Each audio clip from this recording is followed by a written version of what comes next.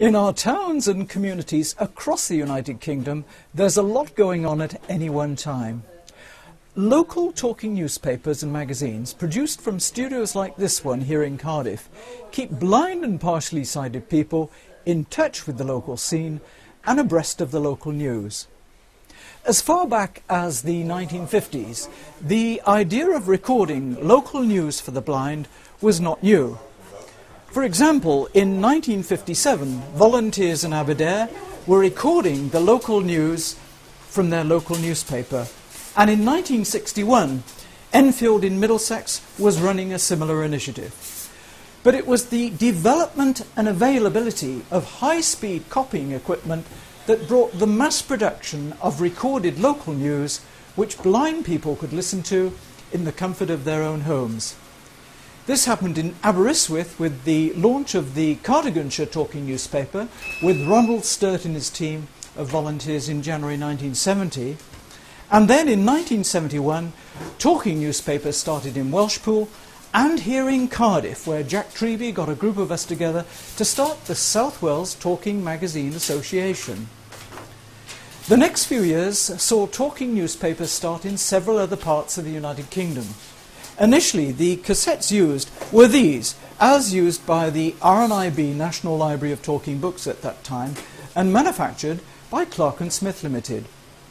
The desire by all of us early pioneers to spread the talking newspaper movement led to us holding a meeting on the 16th of March 1974 at BBC Radio Bristol, where a new National Association of Talking Newspapers was formed.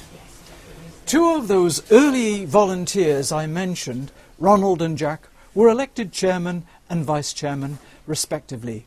And we all got about promoting the talking newspaper idea very actively. Well, the movement mushroomed throughout the United Kingdom, and the rest is history, as they say. Today there are over 500 independent local talking newspapers in the United Kingdom, manned by volunteers. So, if you are blind or partially sighted and want local news, get in touch with your local talking newspaper. Or if you're seeking a volunteering opportunity, it could be reading, recording, copying, distribution, or one of the many other activities associated with talking newspapers, then contact your local organisation. And if you're not sure where that is, then get in touch with the National Association. That's the Talking News Federation. Here in Cardiff, it's been a long journey since those early start-up days in 1971. But we hope to go on with our work, providing this vital communications service for many years to come yet. For more information on this Cardiff-based venture, see our 8-minute video. It's called A 40-Year-Old Talking Newspaper and Magazine, and that's on YouTube, produced by our team here during our 40th anniversary year in 2011. Thanks for watching. Cardiff, capital city of Wales and Europe's fastest growing city.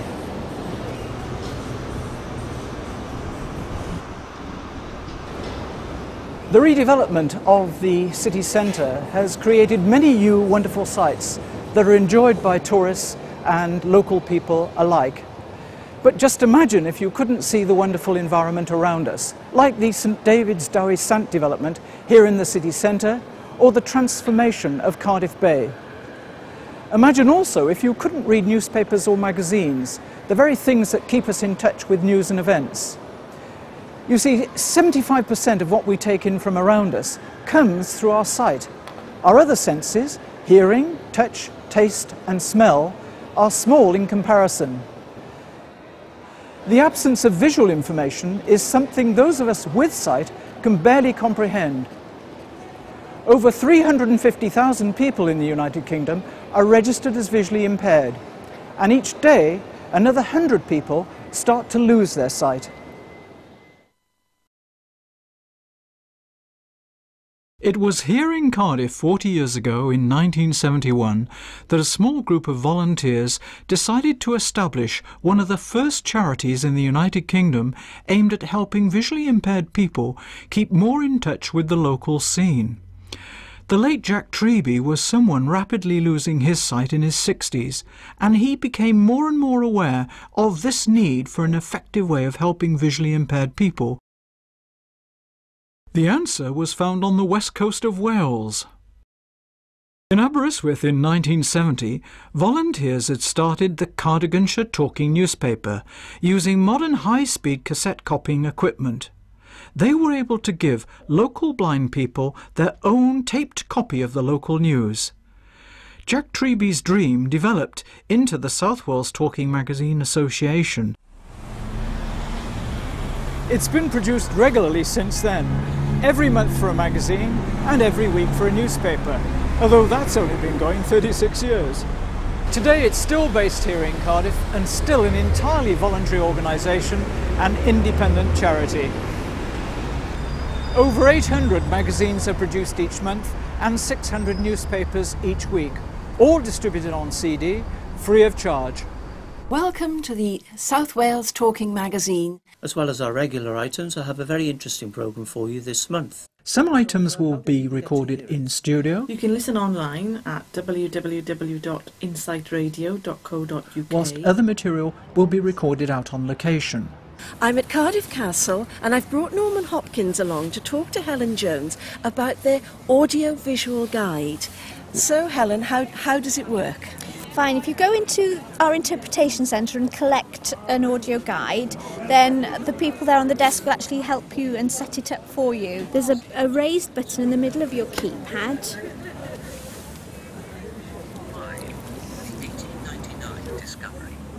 The 1899 discoveries. Meanwhile, another member of the team is also out recording on location. I noticed that there's quite a lot of different stops there with various things written on them. Do you want to tell us a little bit about those? Yes, Kenneth? well, the stops, you can either work manually, as I'm pulling them out there, or you have these little things that we call pistons.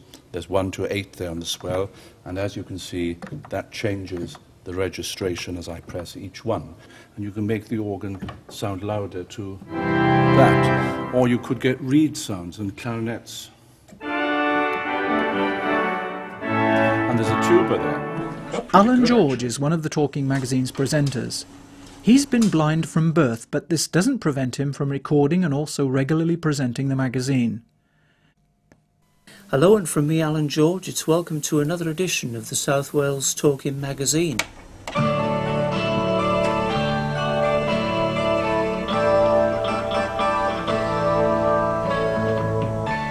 Well, as usual, we have a full and varied programme for you this month, but we start by talking to Sarah Allen from Insight Radio, who's with me in the studio. I know nothing about Insight Radio, so my first question to you is, what is it and where is it? Insight Radio, it's the radio station of the RNIB, and they broadcast predominantly from Glasgow. The engineer controls the microphones and recorded items, the whole programme recorded digitally.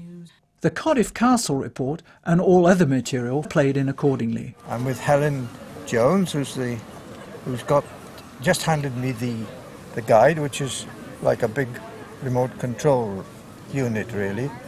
Well, as you can see, it's a magnificent new instrument which has been completely rebuilt from brand new.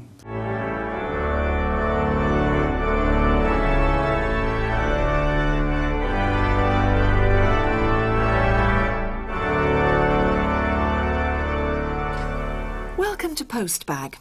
And I've got a bumper bundle this month, which starts Every month, over a dozen volunteers are involved in creating the 80 minutes of original material that goes to make up the Talking Magazine. Other teams put together the weekly Cardiff Talking newspaper. It's a digest of Cardiff news and features taken from the South Wales Echo, courtesy of the publishers. Hello and welcome from the news team, edition 1709.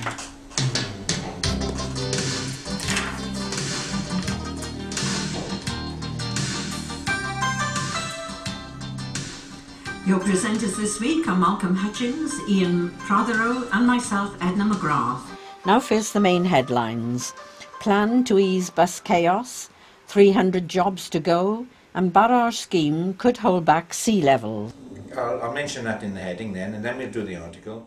The newspaper team concentrates on reading news stories, whilst the snippets team makes features its priority. How about using dogs to move the seagulls on?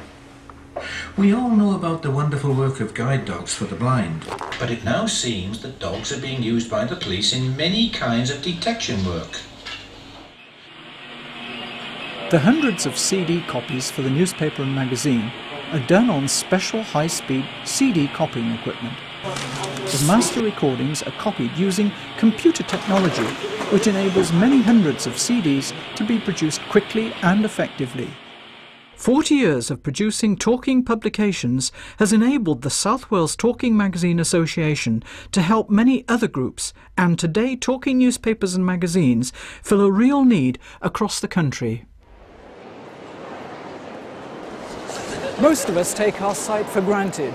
Next time you're out and about, just remember how much more difficult life would be if you didn't have the valuable sense of sight.